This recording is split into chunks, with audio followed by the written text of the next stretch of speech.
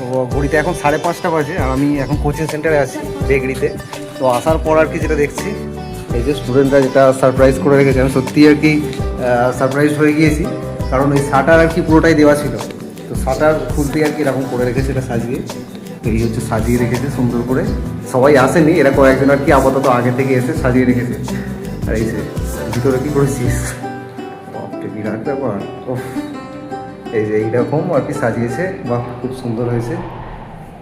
রিজওয়ান আছে, সৌমিক আছে, রামিজ আছে, আর এদিকে হচ্ছে তোজো। এরা 4 জনে আপাতত এসে আর কি সাজিয়েছে, আরও সবাই আসছে, আসবে পরে।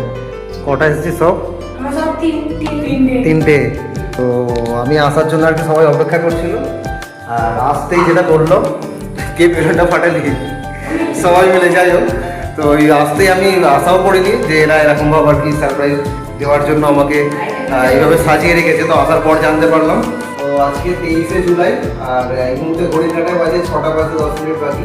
আমি রয়েছি বেগড়ি কোচিং সেন্টারে। তো সব স্টুডেন্ট মিলে আর কি এই ব্যবস্থা করা হয়েছে। তো আগামীকাল হচ্ছে 24শে জুলাই আমার জন্মদিন। তো কাল তো আমার পড়ানো এখানে ডেট নেই, তো সেই হিসাবে স্টুডেন্টরা আজকেই সেটা সারপ্রাইজ দেওয়ার জন্য এইসব ব্যবস্থা করেছে।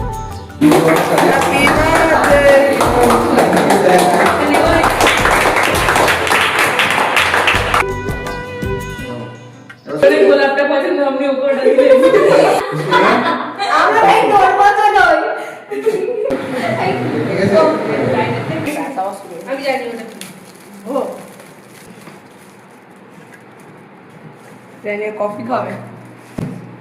এই যে কফি মগ, কফি কাপ, তাই তো? না কফি না, কাপ, এটা কফি গরমও থাকবে। Coffee cup. খাওয়া দাওয়া পর্ব চলছে। পুষ্কর ঠিক আছে তো? যো বিরিয়ানি কেমন হয়েছে? আর ওদিকে রিজওয়ান বলছে ভালো হয়নি। এদিকে অদিতিয়া, সৌমিলি আর টুসু তো ননভেজ খায় না, টুসুর জন্য আর কি মোমো আছে। ঠিক আছে, খাওয়া দাওয়া সেরে নেক সবাই।